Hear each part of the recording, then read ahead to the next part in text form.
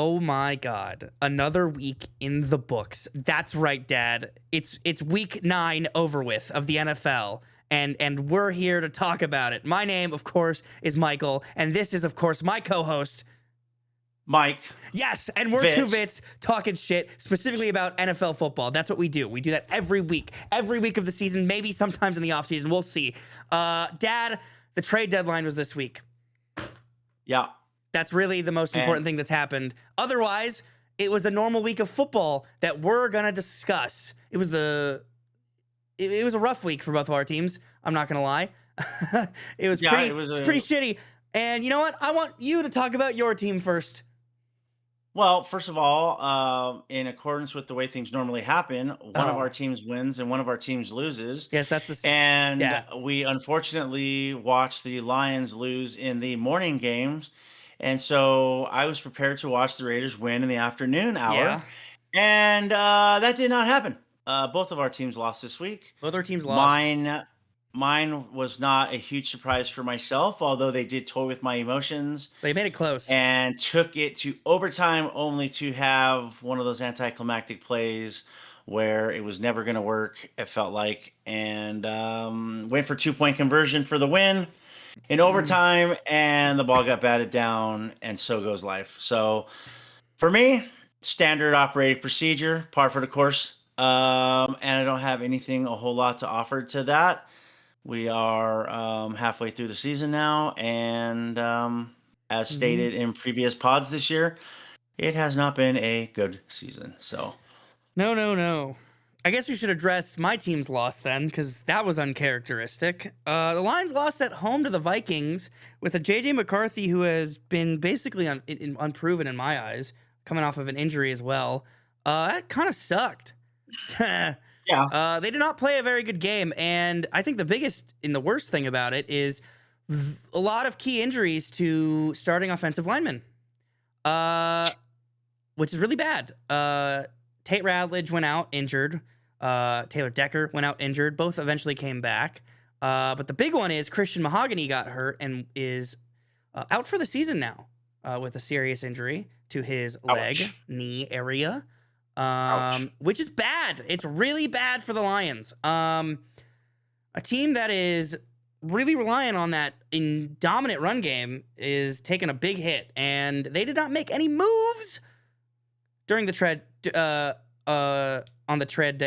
deadline. Jeez, I can't talk right now. On the trade deadline for anything, which is kind of shocking.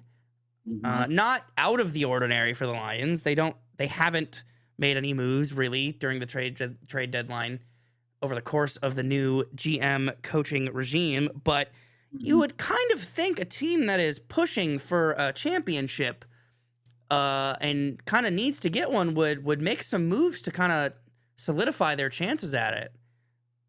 It sucks to see. Yeah. A loss. It was a tough day for the Lions. It was an ugly day. As you mentioned, J.J. McCarthy, the second-year quarterback for the Miami Vikings, who's been hurt most of his career now, and all of this season, definitely came out and looked pretty solid, at least in the first quarter, the first couple drives.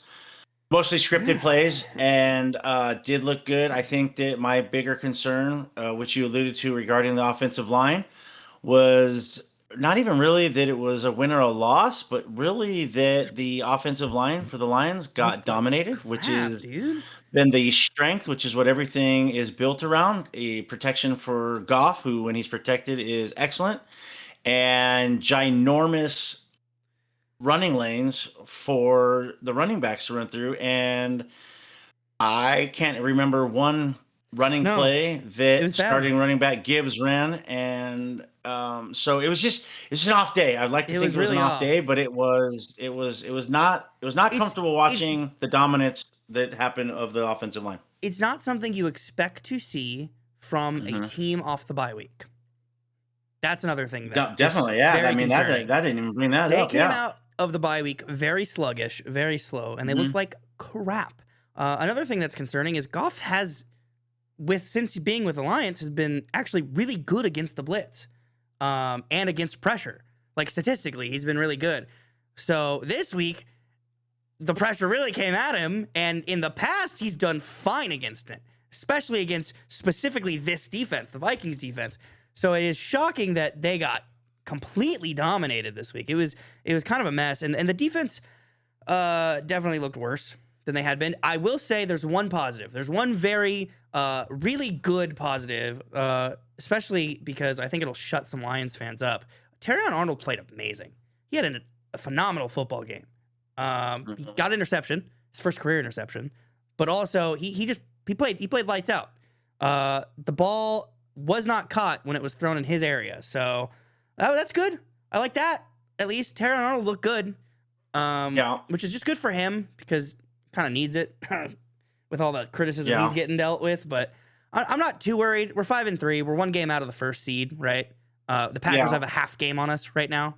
So and they're playing the number 1 seed in the NFC this week. So either the Packers win, and if the Lions win, then the Lions get that one half game closer to being the first seed, or the Packers lose. If the Lions win, then they get, to the top of the NFC, the top of the division. So, or the NFC North. So I'm not super worried. I really hope that the Lions don't have many more losses this year, because so far we've had 2 losses that I wasn't fully expecting. So yeah, and against division rivalries is unfortunately also. Oh no, I suspected we probably were going to lose to the Packers. It was the loss to the Chiefs. Well, I'm just saying that 2 of the 3 losses that they have are in division against teams who are definitely solid, and that's not really a place you want to be. Yeah, so it sucks, but that's what the NFL is this year. Let's move on from our teams. Wow, we're on record pace this episode, by the way. 7 minutes in, and we've already discussed both our teams. We did have a long week last week, and you are playing hurt today a little bit. I am sick. I have some bad news. So we'll get through this, and let's get through it. Okay. We've got one main topic to discuss this week before we get into our game thoughts, and that, my friend, is the trade deadline. There's some good things about the trade deadline. I know you didn't look too far into it, but I've got all the information pulled up. I think there's one real story that I don't think you agree with, but and in my eyes, I think that the Jets won the trade deadline. They did. For a team that is, really committing to the we're rebuilding bit. They really maximized what they could get out of their players with the trade deadline. First things first, the biggest trade of the deadline, the Colts traded 2 first-round picks and wide receiver Adonai Mitchell, aka the guy who fumbled the ball before getting into the end zone earlier this year, to the Jets for cornerback Sauce Gardner, who is not having a very great year. He's actually having a pretty rough year. So that's crazy. I don't think the Colts needed to make that trade. I'm not sure, especially for all that they gave up. I don't think Sauce Gardner is worth 2 first-round picks. I don't. Yeah, I think that his play this year doesn't warrant that. I think that trade is made for a couple reasons. One is he's been an All-Pro. Oh yeah, he's great. Corner since he came into the league. The other part is that the secondary for the Colts has struggled, and they've actually had to utilize some over-the-top help from safeties to help one side of the ball, and I can't remember the name of that corner off the top of my head. Who's been sort of the weak link, and so when you sort of tug... No, sorry, not Trevor. That's not who it is, no. Yeah, apologies. When you sort of have that situation and you're now tugging the defense in ways that it wasn't necessarily designed to do, then it exposes you, and they have been exposed. They are not very good in the secondary, and it has hurt them in their couple of losses this year. And so I think that if they're gambling on having him come and be sort of the shutdown corner that he was when he was drafted, and that will allow those safeties to go back and do their jobs a little bit differently, and so that the Colts can run defense a little bit differently than they've been running it this season. So I think that's kind of the thought process there. Based on just this year alone, I don't think he would be worthy of 2 first-round picks. And really, quite frankly, I don't think almost very few outside of quarterbacks are worthy of that kind of a draft haul. But I think that the Colts are kind of putting it all in on this year and yeah, really sort of going for it. I yeah, I gotta say, I mean, it's a great trade for both teams, but I mean, again, if this doesn't work out for the Colts and Sauce does not do enough to make those trades worth it, then we got an issue. And again, I think if we bring up the trade from a couple years ago, Stafford and Goff flip flopped, right?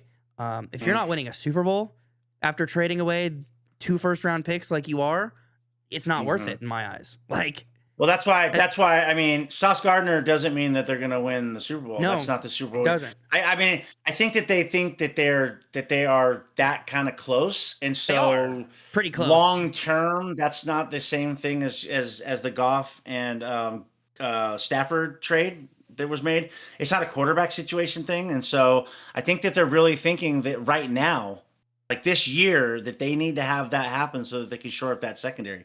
On the other hand, though, you look at it from the Jets' perspective. This is a Jets team that was sort of gonna, a new coach and some changes, and they brought in new quarterback Yep. and was sort of looking like, okay, this is the new regime there, and they were going to turn some things around, and they are a one-win team as of now, halfway through the season. Hmm. And I think that, quite frankly, that this is a fire sale to get as many picks as they can, which I think to me signifies that Aaron They're sticking Glenn's with gonna Glenn. that Glenn, yeah, that the core that the sorry, the head coach that is new this year will be around for a while. That they're going to rebuild, and they're hopefully going to utilize as much as they can with all these draft picks. So I don't know. I think if I'm a Jets fan, I kind of like that. I guess at least as a shot that we really are going to rebuild. Yeah, I And mean, if you can get 2 first-round picks for a guy who's not really helping you win any games this year, and let's they go got ahead and let's roll the I mean, dice. I mean, let's just say it based on what he was.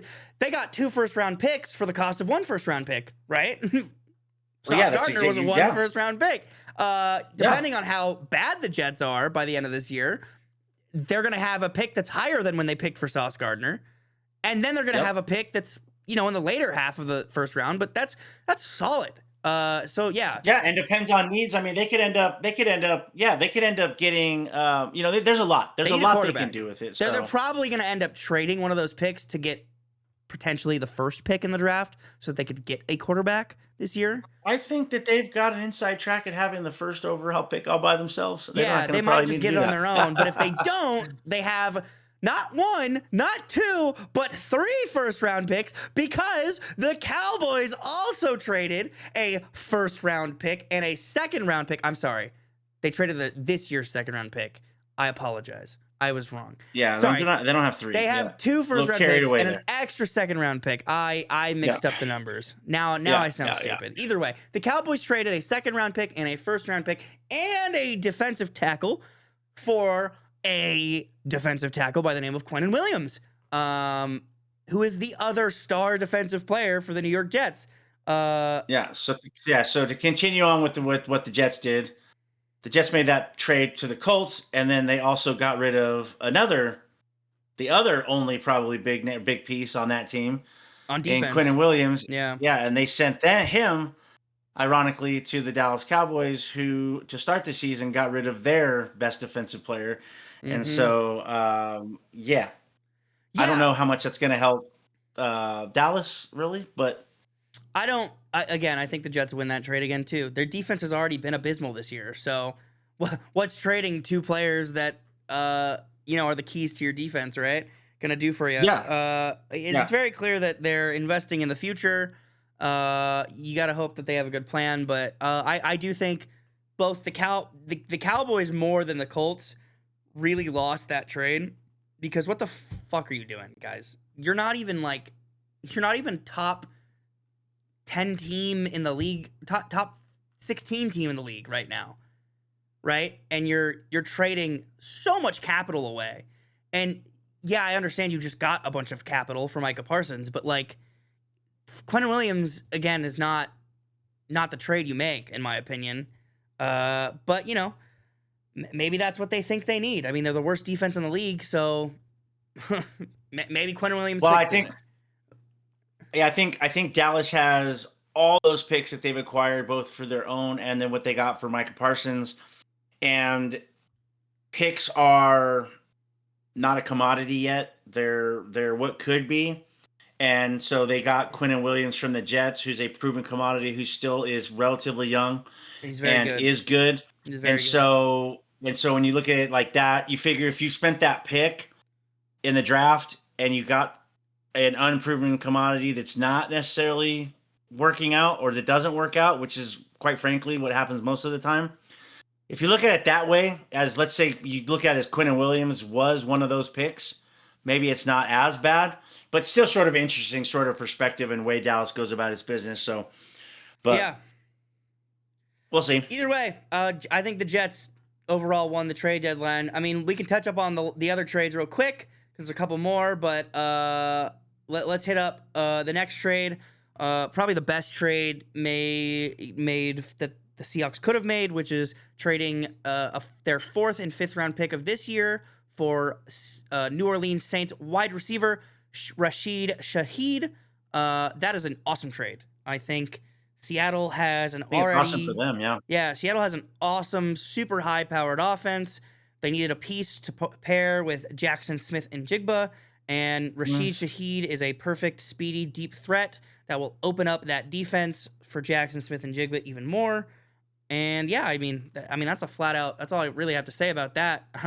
It's just going to add that extra depth that you would want and open up the field more. Now in the Saints corner, they need to rebuild. So I mean, I don't even know. I don't know the particulars on it. It doesn't matter, but yeah, I don't know what a 4th and 5th round pick do for you. Maybe they're going to trade it up to get a higher pick, but they're in need of a quarterback and so much more. So we'll see what they do.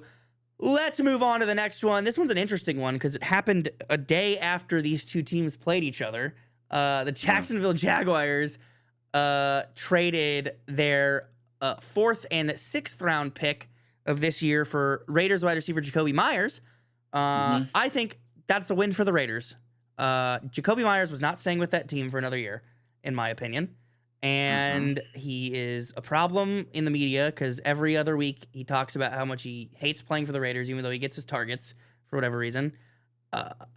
And, you know, honestly, getting anything for him is pretty nice, in my opinion. So I think the Raiders won that trade.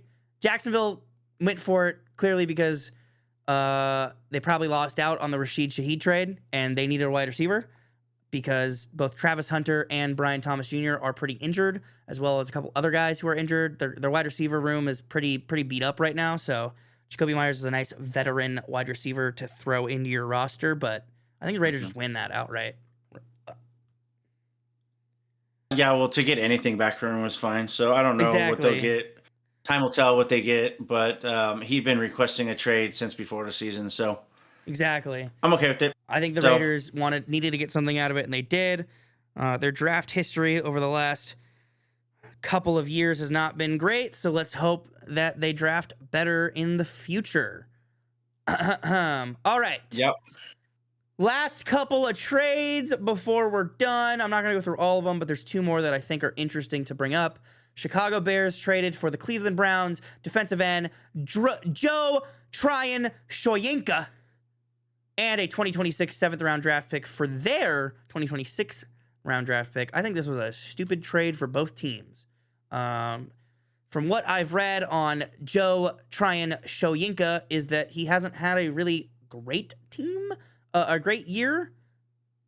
I don't think he's even played that much, but I guess they didn't really give up anything for it. I don't know where this guy is going to play for the Bears, like where they're going to fit him in. He was already a like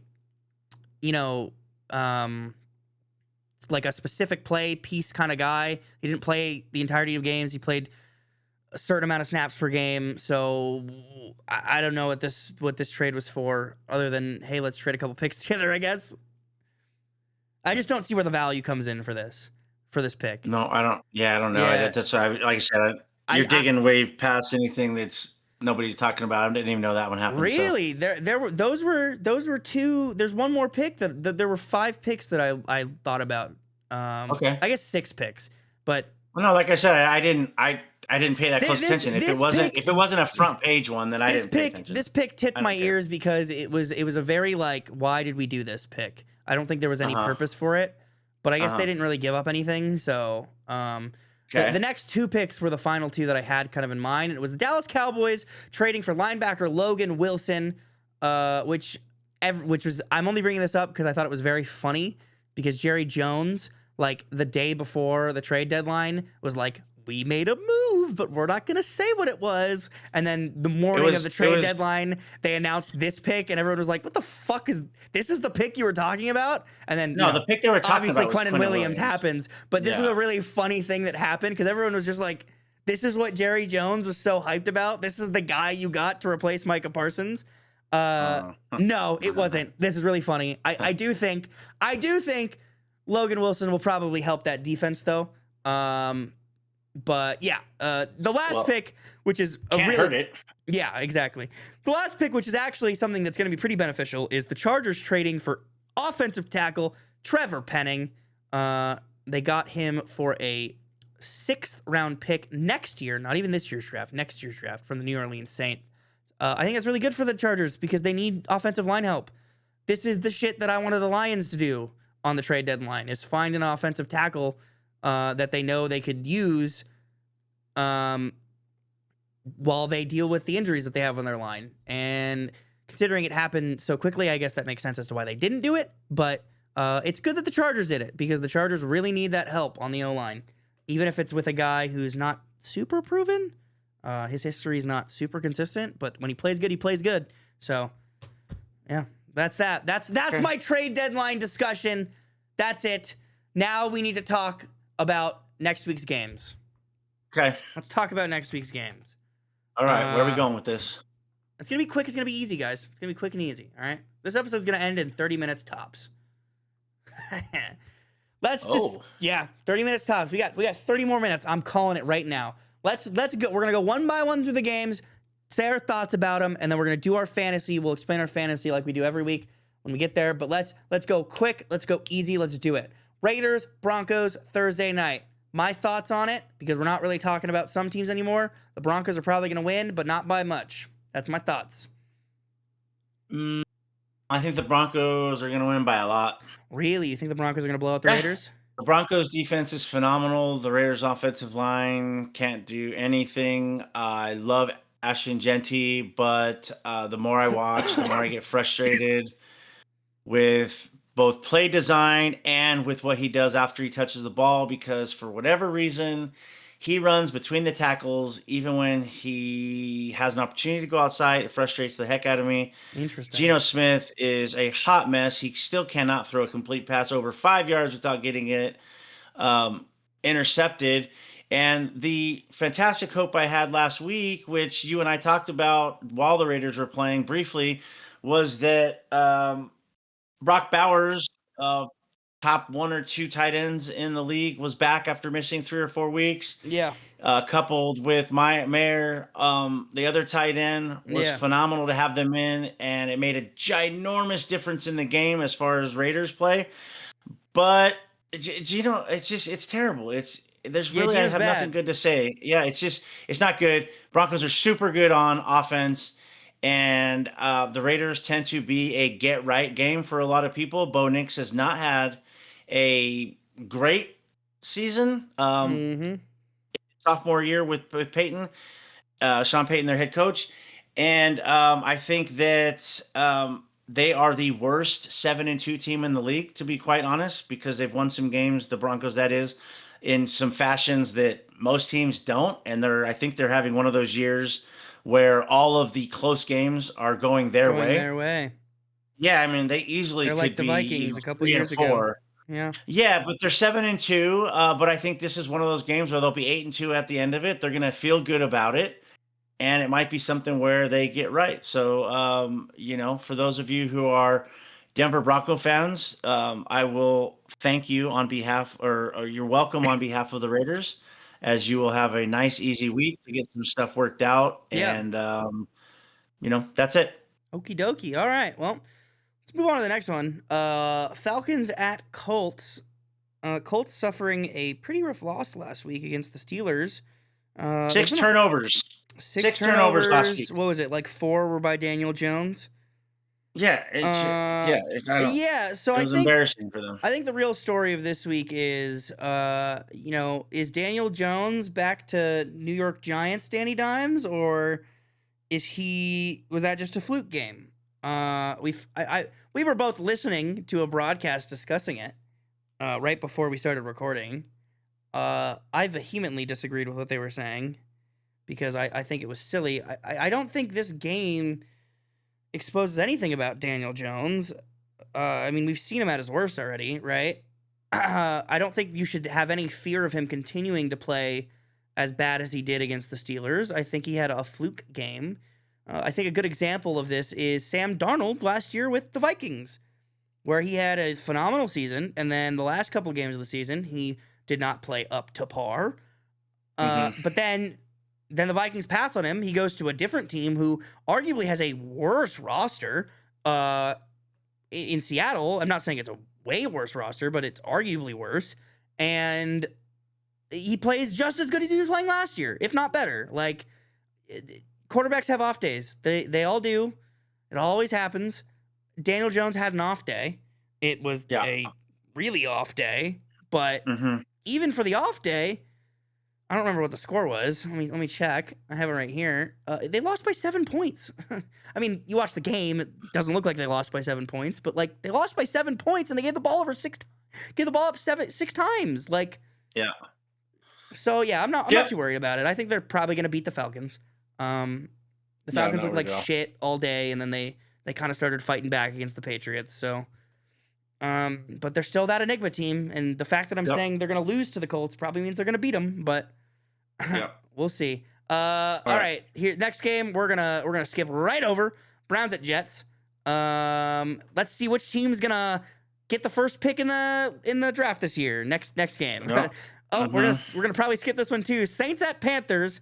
Panthers are probably gonna win this one. They looked good last week. Panthers are feisty. Panthers are feisty. What are they? What are they? Are They're they 5-3? Are they 5-3? God darn! Look at them Panthers. The Panthers. Okay, move on. Yeah, the Panthers beat the Packers last week, so we'll talk about that when we talk about the Packers. But Patriots at Bucks. This is a good game. Bucks coming back off the bye, playing against the Pats at home. The Pats are 7-2 right now. Am I correct? I know. They're 7-2. Are they the number one team in the AFC right now? Are they the number one team in the AFC right now? What do you mean? Like are they the best team? By record, they are the number one team in the AFC right now, are they not? Well, the Colts are also 7-2. Oh, and the Broncos are too. The Broncos Holy are cannolis. Oh my God. So they are. No, I think you can make an argument that they're the best. If you look at this game coming into the season, I would have thought that this was not going to be a particularly good game, but the Buccaneers are really, really good. And I think that if the preseason view of the Patriots wasn't as low, that they would get a little bit more love and attention. But the Patriots are freaking good, man. They're really good. I do think this is going to be the game for them. So far this year, the NFC has outclassed the AFC by a mile. I think I made the argument a couple weeks ago, but it's just a more competitive division or conference in my eyes.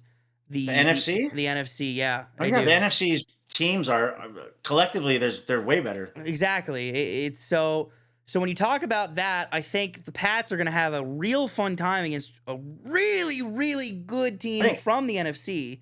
Yeah, I think this is game of the week, maybe, to me. Hands down, definitely. Maybe the Monday night game might be up there too, but for sure, this is definitely the best game on Sunday. I will be excited. Check mark this game as one we spend some time talking about next week. I guarantee it. Yeah, so. I don't have an idea on it, but let's do the next one. Ravens at Vikings. Ravens are back. They're back. 2-game win streak. They're looking good. I think this is going to be a fun one. I think the Vikings beating the Lions is a fluke, and I think J.J. McCarthy is going to get brought down to earth this week. I think the Ravens are going to win this game. Yeah, I don't know.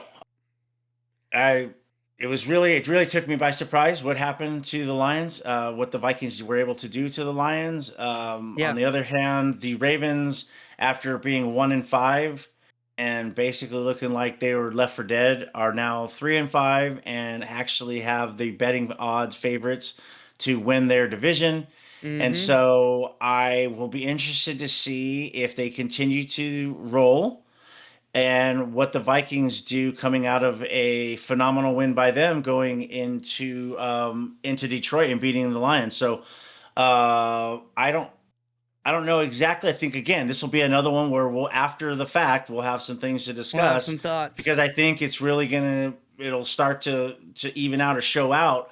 Are the Ravens really going to make a comeback? And was last week Vikings the real Vikings, or was that just Yeah. a game where they got really up and played above, over their heads a little bit and beating the Lions? So Agreed. Next game. This is a bit of snooze fest. Bills at Dolphins. We're gonna sail right over it, but I would like to say Josh Allen is now 5-1 against Patrick Mahomes in the regular season. So good for him. Shout out to the Bills. You can beat him in the regular season. Good for you. They don't give out regular season trophies though. So Yep. Next one, I would also say is another snooze fest. It is the Giants at the Bears. Bears are a high-powered offense. It's like top 5 in the league. They're gonna bully the New York Giants. I feel so bad for them. They had so much going for them, and one fateful week in Philadelphia really killed everything. Yeah, the Giants aren't somebody we'll talk a whole lot about anymore again, but it just will be interesting to see what happens over the last half of this season, the direction it takes, whether this is going to be a team where the organization keeps Dable, the head coach, and gives them another season, or if they're going to rebuild. And I think that's going to have a lot to do with sort of not just wins and losses, but sort of how they look. And so we'll see. We won't spend a lot of time there. I do think Dable should stay. I think their GM should get fired though. But Dable can stay. Dable can stay. Okay. Next things next. We're gonna go Jags Texans. This one should be a good one. Although CJ Stroud is out in this game, which might affect things. I think it affected things for the Texans last week, right? As they barely lost to the Broncos after leading most of the game. I don't think they scored a single touchdown, correct? No, I don't think so. I think it was 18-15. Yeah, they had 5 field goals. I believe the Texans kicked 5 field goals.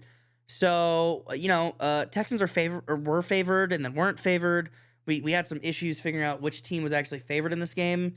But when I look at it on paper, I definitely think the Jags are a better team for this week. So I'm not too worried.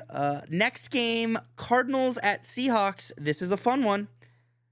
Kyler Murray is on IR. I think that is BS. I think he was put on IR to cover up the fact that he is not the starting quarterback for the Arizona Cardinals anymore because he sucks and not because he's actually injured.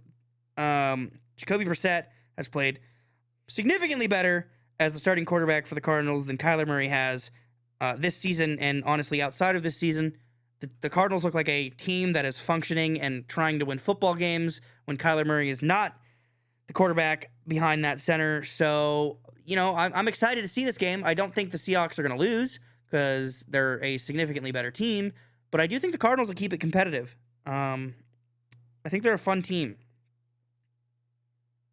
I think the Seattle's gonna dog walk them. That's what I think. Wow.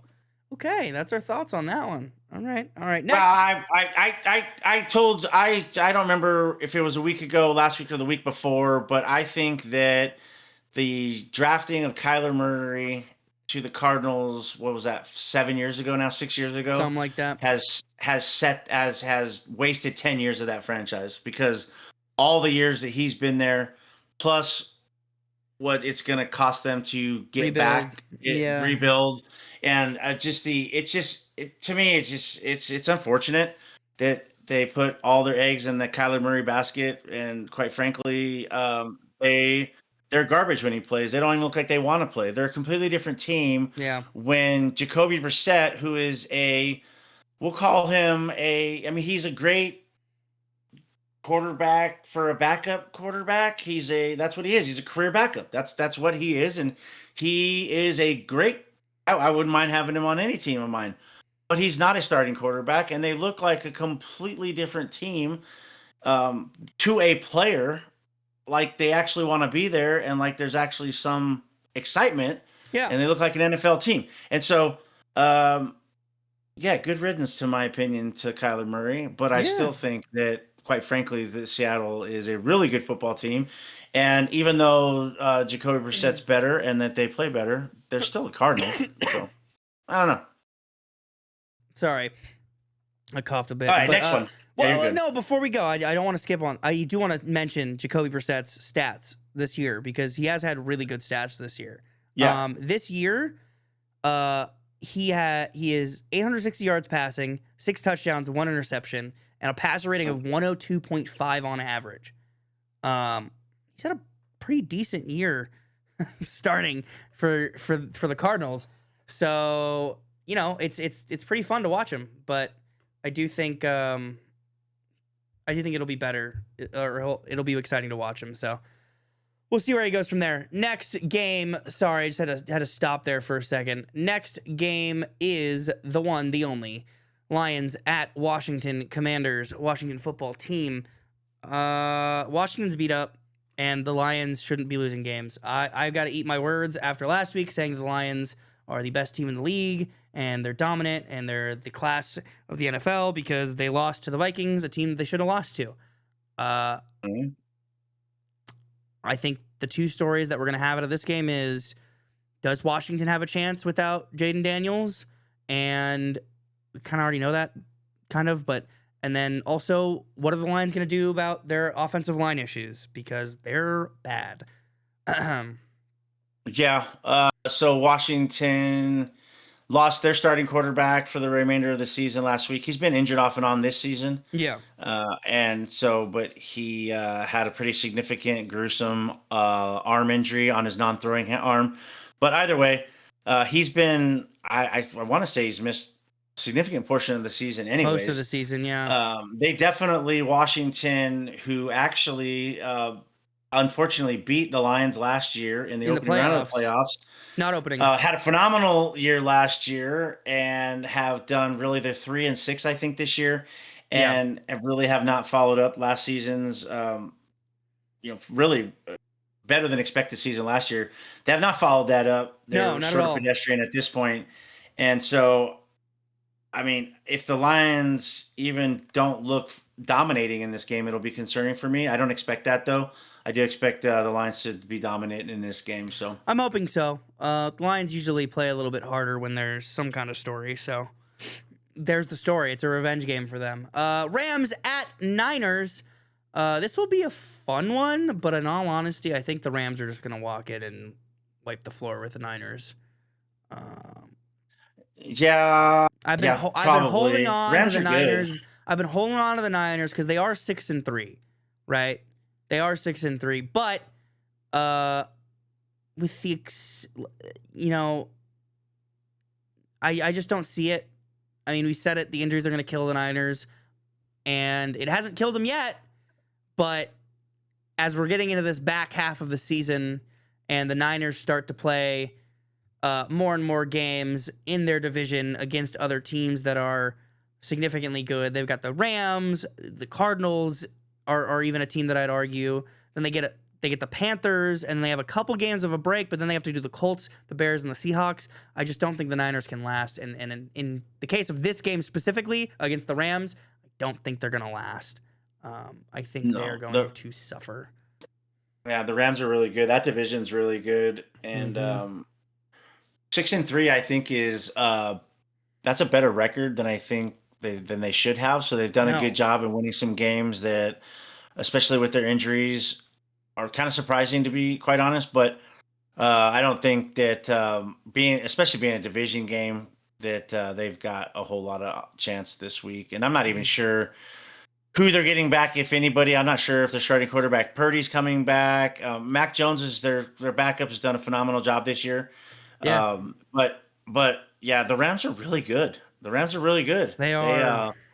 they might be right now. I mean, They might be I the hate to best say team it, in they the might be the NFC. best team in the NFC right now. Best team in the league. Certainly, arguably, there's a couple teams in that argument, but they are certainly in there. So, all right, what's the next one?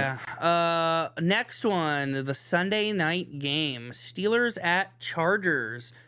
Steelers at Chargers. Okay. Steelers All had right. So life last week.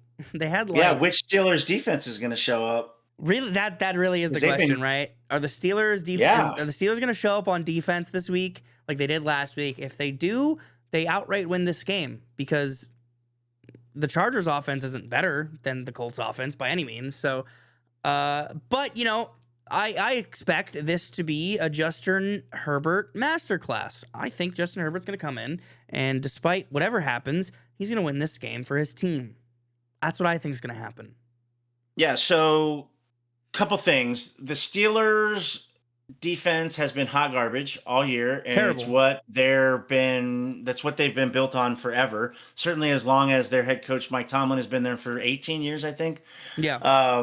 And it's funny because opening week of the season, you and I, the Jets and the Steelers played, and we thought it was going to be no offense. That those were two defensive teams that were supposed to be very highly touted defenses, and it was a very high scoring game. I think it was like 33 to 38 to 35 or something. Yeah, whatever it was. And it was really kind of, and it actually proved out to be that the Jets defense was not very good, and the Steelers defense is not very good. So the fact Neither that are good. 6 turnovers against the Colts last week was pretty surprising.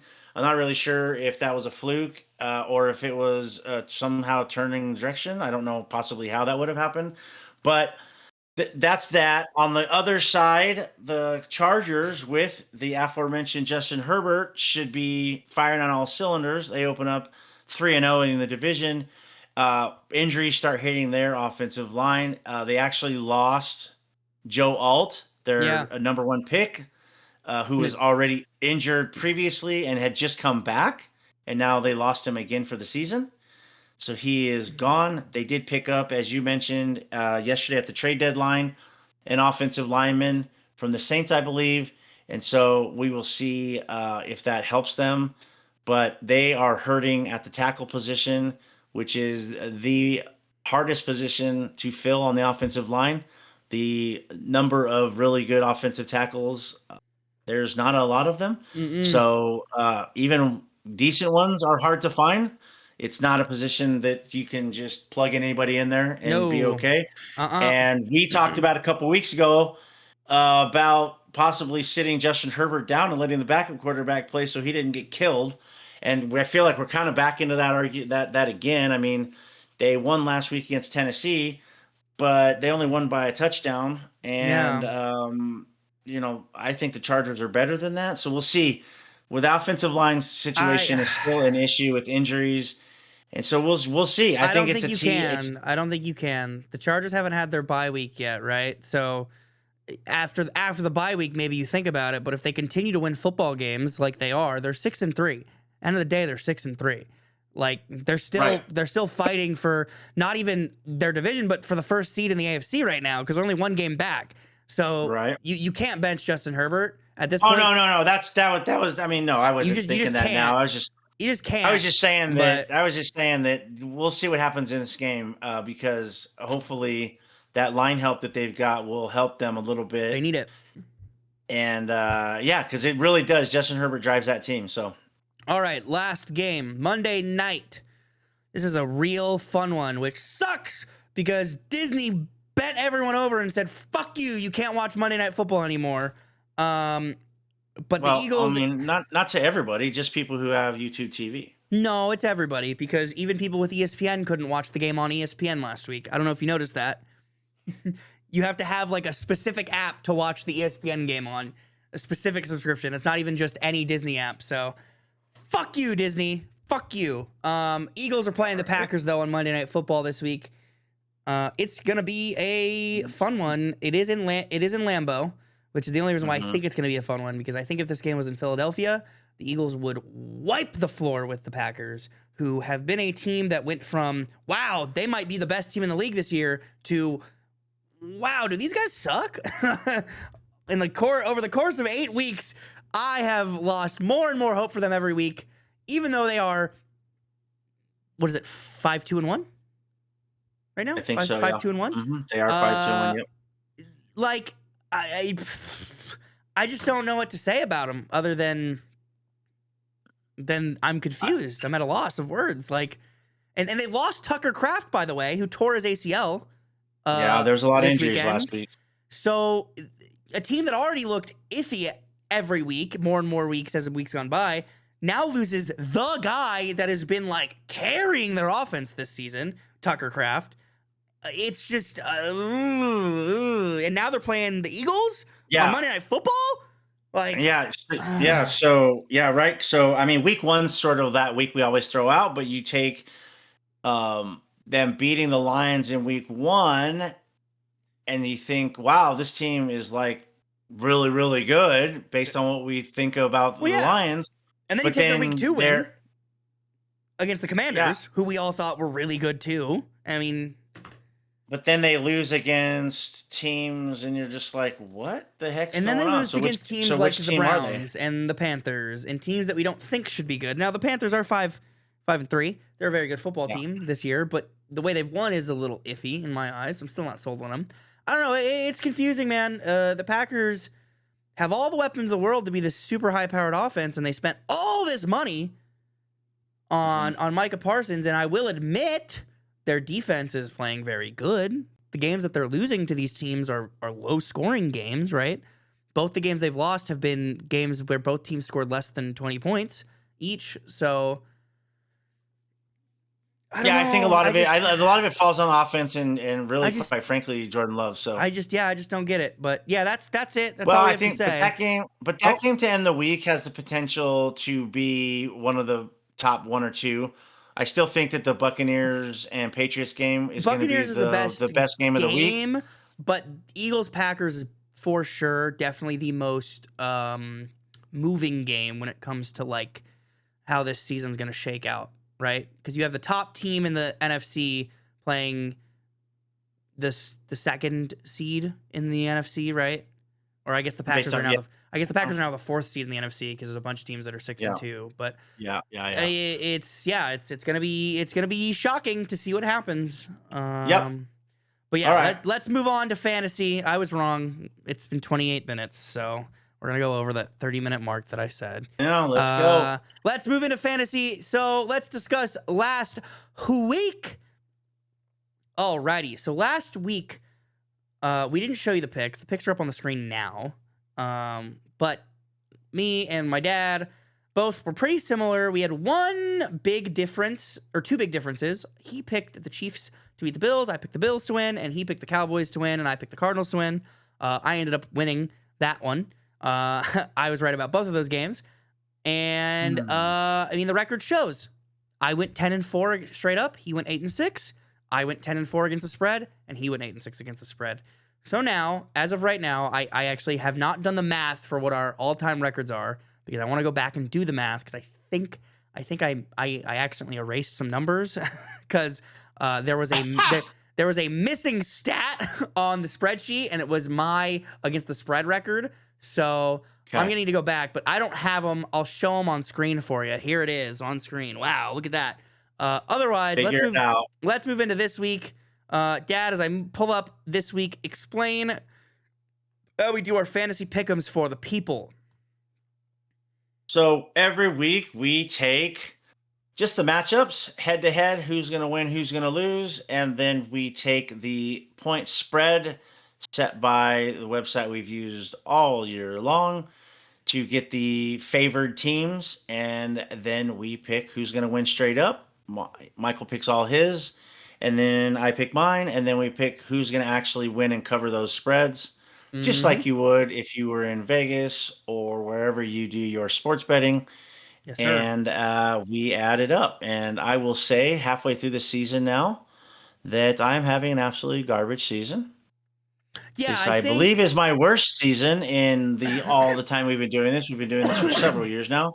Yeah, I Probably think 5 or 6, and I feel at this point that I don't know anything about football. Well, okay, let's not get too hefty on that though, because we are both doing phenomenally like straight up. We are both doing very well when it goes to just head-to-head picking.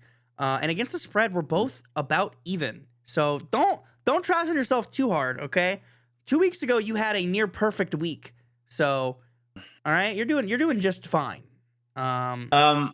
Just as a side note to that, 2 weeks ago, I let a girl at work who knows nothing about football pick some of my picks based on the names of the teams. Okay, let's do our picks this week. That's how my season's We're going. going to get through them real quick because we already discussed our thoughts on them. We're just going to go straight down the line. So let's go. Let's start with Raiders at Broncos. Broncos are favored by 8.5. I'm going to say it like I said it earlier. I think the Broncos win this game, but the Raiders will cover. What say you, good sir? I have the Broncos winning, and the Broncos winning by more than 8.5. Boom. Done. Next game, we have Falcons at Colts. Colts are favored by 6.5. I have the Colts winning, but the Falcons covering. What was the spread again? 6.5 in favor of the Colts. I got the Colts both ways. Colts winning, Colts covering. Alrighty. Next game, we have the Saints at Panthers. Panthers are favored by 5. I have the Panthers both ways. Panthers winning. Panthers and who? I'm sorry, one more time. I'm trying to think. At Panthers. Oh, Panthers. Panthers by Panthers 5. both. Giants at Bears. Bears are favored by 4.5. I have the Bears both ways. Also, Bears both ways, yes. Alrighty. Jags at Texans. Now, we mentioned this earlier. For some reason, all the sports books are flip-flopping it. They can't decide which team is favored. We ultimately decided the Jags are favored. So it's the Jags at Texans. Jags are favored by 1.5. I have the Jags both ways. I do as well. That's an easy one. Alrighty. Bills at Dolphins. The Bills are favored by 9. I have the Bills both ways. Man, Bills by 9 Bills at by Miami. 9 in Miami. At the Hard Rock. What do they call it? Just Hard Rock Stadium. I got the Bills, but Miami covering. Okie dokie. All right. Ravens at Vikings. Ravens are favored by 3.5. I have the Ravens both ways here. Feeling high on them. I'm going Ravens at Vikings. Ravens are favored away. Ravens are favored by 3.5. Oh, I'm gonna take Vikings then. Vikings both ways. Alrighty, sir. Browns at Jets. We got the Pooper Bowl. Browns are favored by 2.5. Wow, this game sucks. I'm just gonna pick the Jets because I'm picking the Browns. I'm picking the Browns both ways. Man, I wish you were gonna do that. Yeah, I wanted to give it to them. I usually give the Jets faith, but I there's nothing for them there, man. It's rough. Okay, I got the Jets both ways, baby. Oh my God, you're just picking against me to pick against me. Okay. Jets were favored, or Browns were favored? No, the Browns are favored by 2.5. The Jets, baby. Okay. Patriots at Bucks. Bucks are favored by 2.5. This one's all you, man. I want to hear your thoughts. I put my pick in silently. I have the Patriots. I picked the Bucks. Yeah. I'm feeling high on them. I feel like that 2 weeks off will be really good for them. Or that 1 week off will be really good for them. And the Bucks were favored, right? So the Patriots by 2.5, yes. Okay. Mm-hmm. Okay. Cardinals at Seahawks. Seahawks are favored by 1.5. I have the Seahawks both ways. God, that's easy. You have chickens for me. Both ways. Yep. Also, yeah. Rams absolutely. at Niners. Rams are favored by 4. I have the Rams both ways. Rams are only favored by 4? Yeah, it's an away game, so. Yeah, you know what? And so I've been high on 49ers as much as I talked about how great I think the Rams are. I'm going to take the Niners. Both ways? Oh, I guess you have to, right? Yeah, because they were plus 4.5, right? Yeah. Lions at the WTFs. Lions are favored by 7.5. Oh yeah, Lions are gonna put a hurt on them. Apologies, illness break. I had to mute for a second. Yeah, I agree. I think the Lions are gonna smack. Okay. They have not lost 2 games back to back in like 3 or 4 seasons, or in like 2 seasons, 3 seasons. So I doubt they will. Steelers at Chargers. Chargers are favored by 3. I have the Chargers both ways. I got belief in the Herbs. I've got belief in Jay Herbo, as they call him. Chargers -3.5. Yeah. -3. -3. Oh, -3. Just That's 3. a rough one. It's not by a field goal. That is dirty. I got Chargers both ways, though, yeah. And last but not least, Eagles at Packers. Packers are favored by 2.5. I have the Eagles both ways. I do not have confidence in the Packers winning this football game. Eagles at Pack. Why is the Packers favored by 2.5? It's in Lambeau. Why is the Packers favored? Who's back? Who's not? I am going to go, while I don't want it this way, I'm going to go with the Packers. Wow. Interesting. All right, guys. Well, that's it for our picks. Here they go. They're highlighted now. Look at that. That's all our picks for the week. Hope you enjoy them. Hope you like them. With that finished, I'm going to send us off real quick. So let me send us off real quick. Once again, thanks for watching this week. Quicker episode, or at least we tried to make it a quicker episode because I'm a bit sick. But thank you again for watching. We appreciate the support. If you liked the video, hit that like button. If you really like the video, press that subscribe button. And if you really, really liked it, share it with a friend or a pal who enjoys sports too. Thanks again for watching. We'll see you next time. We've just been 2 Vits talking shit. Talking shit. Bye-bye.